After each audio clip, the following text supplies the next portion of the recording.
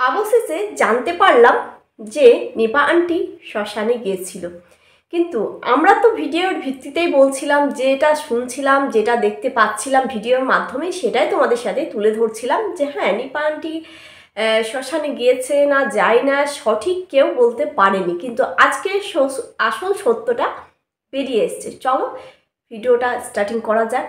আগে ইন্ট্রোটা দিয়ে দিই। হ্যালো এভরিওয়ান, আশা করি সকলেই ভালো আছে, আমিও ভালো আছি। তোমাদের সামনে চলে এসেছি নতুন ভিডিও নিয়ে। অনেক অনেক ভালোবাসা জানিয়ে ভিডিওটা স্টার্টিং করছি। আর ভিডিওটা স্কিপ না করে দেখতে থাকো, লাইক কমেন্ট অবশ্যই করো। ঠান্ডা প্রচুর, তার জন্য কানে বেঁধে একদম বসে আছি। একদম কুয়াশাচ্ছন্ন আর বৃষ্টি হচ্ছে, তার সাথে কি বলবো, প্রচুর আজকের ওয়েদারটা প্রচুর খারাপ। চলো ভিডিওর মেন টপিকে আসা যাক।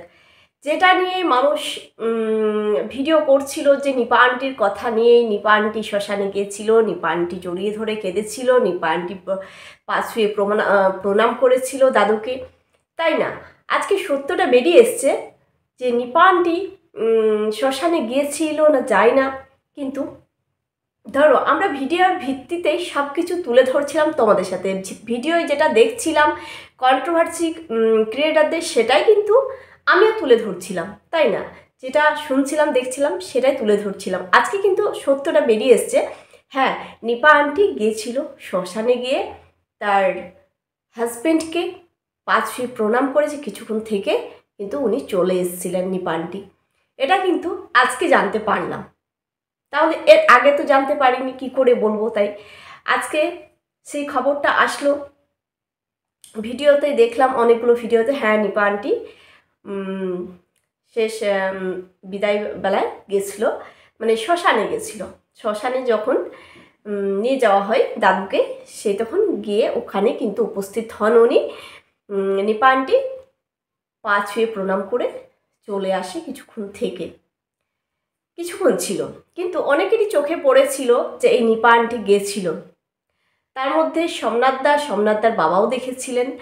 আর সেই মুহূর্তে কিন্তু মেয়েটাকে জড়িয়ে ধরে বুকে একটু পারত যে মা আমাকে ক্ষমা করে দে, আমার ভুল হয়েছে, পারত।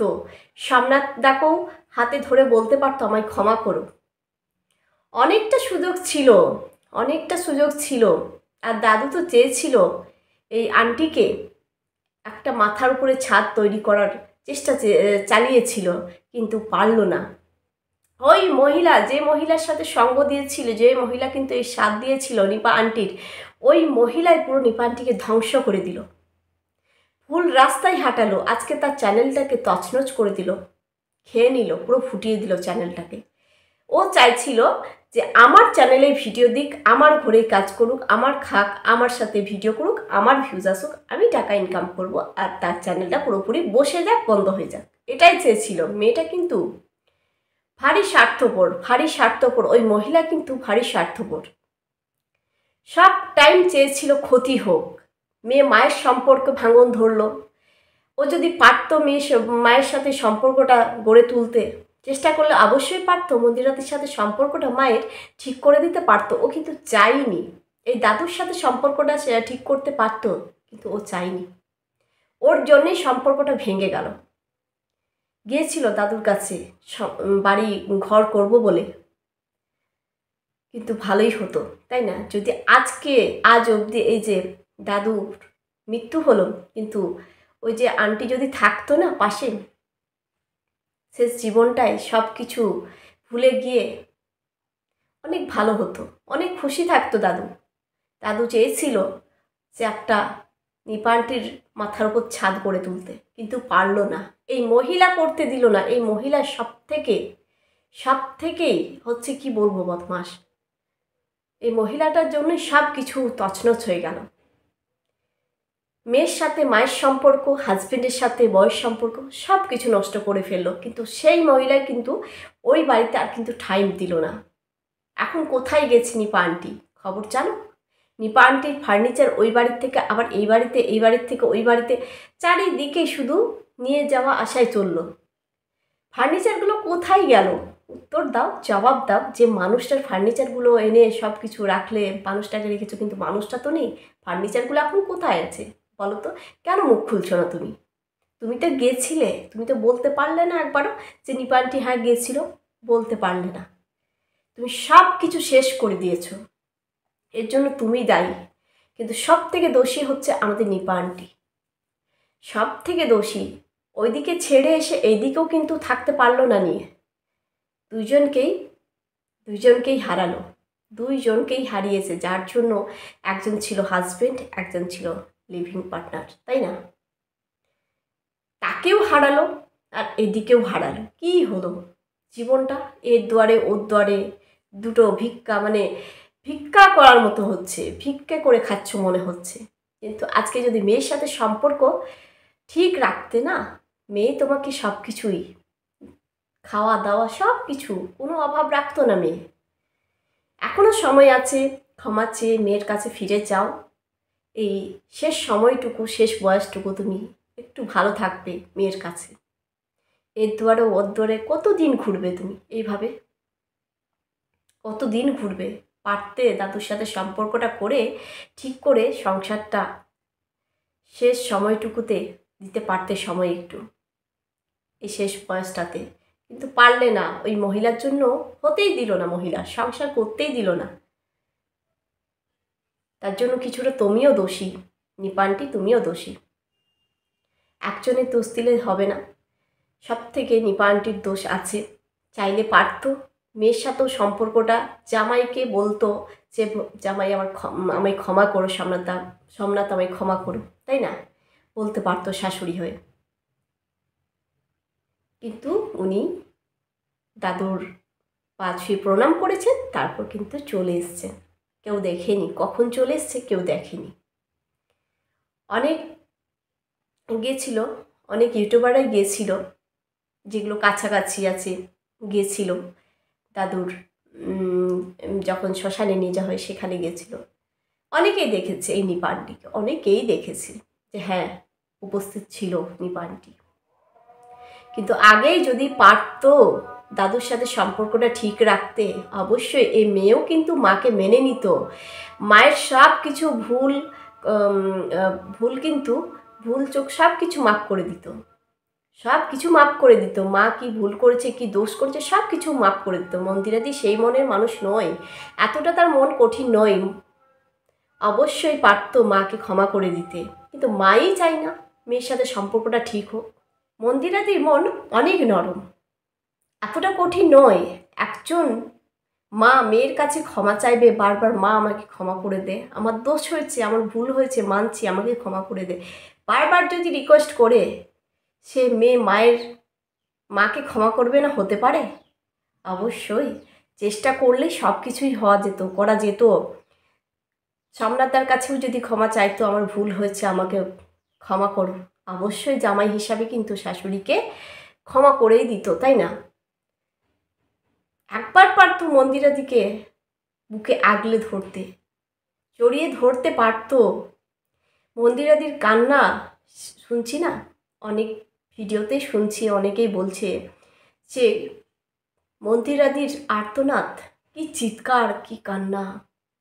যখন চুল্লিতে দাদুকে দেওয়া হয়, চিৎকার যারা যারা ছিল তারাই বুঝতে পেরেছে, তারাই শুনেছে।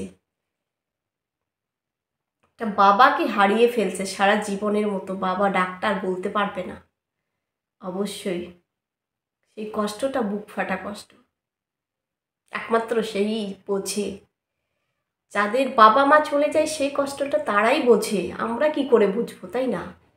তারাই বোঝে। কিন্তু আমাদেরও কষ্ট হয়, দুঃখ হয়, এগুলো শুনে দেখে অনেক কষ্ট হয়। মেয়ে হিসাবে অনেক দায়িত্ব কর্তব্য পালন করেছে, যে মানুষটাকে কি বলেছে, ডাক্তার বলেই দিয়েছে, কিছু করার নেই। টিউমার ছিল, টিউমার ফেটে লিভার নষ্ট করে ফেলেছে। তাহলে আর কি করার আছে? যতটুকু চেষ্টা করেছে মেয়ে হিসাবে, জামাই হিসাবে সব কিছুই করেছে। তাও বলেছিল যে তোমাকে বাইরে নিয়ে যাব, যেতে চাইনি, অনেক করেছে। কিন্তু অবশ্যই নিপা আন্টিকে এটাই বলবো, এই শেষ সময়টা, লাস্ট বয়সটা মেয়ের কাছে থেকে ভালোভাবে থাকো, দুমুঠো খাও দাও 3 বেলা, মেয়ের কাছে থাকো। মেয়ে দেখাশোনা করুক, এইভাবে এর দোয়ার ওর দোয়ার এইভাবে কিন্তু আর করো না ঘোরাফেরা। মেয়ের কাছে ক্ষমা চেয়ে নাও, সময় আছে, মেয়ের কাছে এসো, ক্ষমা চাও। মেয়ের দুয়ারে, মেয়ের ঘরে আসলে মাকে কেউ কোনো মেয়ে ফিরিয়ে দেবে না। তুমি যদি নিজে আসো না মেয়ের কাছে, কোনো মেয়ে মাকে ফিরিয়ে দিতে পারে না দৌড় থেকে। দাদুদের তো চলেই গেল, তাই না? তোমার জীবনটা আছে, তোমার এই লাস্ট বয়সটা তোমার মেয়ের কাছে থাকো। মেয়ে কি ফেলে দিবে? মেয়ে যথেষ্ট ভালোবাসবে, যথেষ্ট তোমাকে সেবা যত্ন করবে। সত্যি খুবই খারাপ লাগে যে এইভাবে ঘুরে বেড়াতে হয়। আজকে যে ভাড়ার ঘরে থাকতো, এখন নিপা আন্টি কোথায় আছে, কি করছে না করছে, সে একমাত্র নিপা আন্টিই জানে। অনেক কষ্ট, তার বুক ফেটে যাচ্ছে, নিজের হাজবেন্ডকে হারিয়েছে। অবশ্যই একটা দিনের জন্য তো মেনেছে হাজবেন্ড বলে, কষ্ট হবে না? অবশ্যই কষ্ট হবে, অবশ্যই কষ্ট হবে। দুই দিকেই হারালো, এদিক ওদিক সব দিকেই হারালো। এখনই সময় আছে, মেয়ের কাছে ফিরে এসো, মেয়ের কাছে ক্ষমা চাও। অবশ্যই মেয়ে তোমাকে ফিরিয়ে দেবে না। তোমার মেয়ে এতটাই কঠিন, এতটা পাষাণ নয়, অনেক নরম মন মন্দিরাতির। অবশ্যই সময় আছে, ক্ষমা চেয়ে নাও। লাস্ট সময়টা, লাস্ট বয়সটা তোমার মেয়ের সাথেই কাটাও, এটাই বলবো। আর কে আছে তোমার? আর তো কেউ নেই। এই মেয়ে ছাড়া আর কে আছে? হাজবেন্ড তো চেয়েছিল তোমার মাথার উপরে ছাদ তৈরি করার জন্য, চেষ্টা করেছিল, কিন্তু পারে না। দাদু তো পারে না, তাই না? সেই জন্য তুমি দায়ী, সেই জন্য তুমি দায়ী। আর সবচেয়ে ওই মহিলা ভাঙনের জন্য, সবচেয়ে মা মেয়ের সম্পর্ক, হাজবেন্ড ওয়াইফের সম্পর্ক, এই ভাঙনের জন্য সবসময় ওই মহিলা দায়ী। চেয়েছিল নিজের ভিউজ কামাবে, নিজের ঘরে কাজ করবে, খাবে দাবে, আমার সাথে ভিডিও করবে, নিজের চ্যানেলটাকে থামিয়ে দেবে, বন্ধ করে দেবে। সেটাই কিন্তু হলো। আজকে চ্যানেলটা তার তছনছ হয়ে গেল, শেষ করে ফেললো। জানি না কী অবস্থায় আছে আমাদের নিপা আন্টি, কোথায় আছে সত্যি জানি না, কিন্তু কষ্ট তো হবে তারও, তাই না? চলো বন্ধুরা, ভিডিওটা অনেকটা বড় হয়ে যাচ্ছে, ভিডিওটা এন্ড করতে হবে। তোমাদের সাথে আবার দেখাচ্ছে অন্য কোনো ভিডিও। ততক্ষণ তোমরা সুস্থ থেকো, ভালো থেকো, আর প্লিজ তোমরা আমার চ্যানেলটাকে সাবস্ক্রাইব করে আমার পাশে থেকো, একটু সাপোর্ট করো, ভালোবাসা দিও। তোমাদের সাপোর্ট, তোমাদের ভালোবাসায় যেন সামনের দিকে এগিয়ে যেতে পারি, এটাই বলবো বারবার। এখনও সময় আছে, মেয়ের কাছে ফিরে এসো। নিপা আন্টি ক্ষমা চেয়ে নাও, জামাইয়ের কাছে ক্ষমা চেয়ে নাও। কিচ্ছু হবে না, ক্ষমা চাইলে কিচ্ছু হবে না, তোমার সম্মান চলে যাবে না নিজের মেয়ের কাছে। মেয়ে কোনোদিন ফিরাবে না মাকে, এটাই বলবো। এই লাস্ট বয়সটা ভালোভাবে কাটাও একটু মেয়ের কাছে, তাছাড়া তো আর কেউই নেই, তাই না? চলো, সবাইকে টাটা।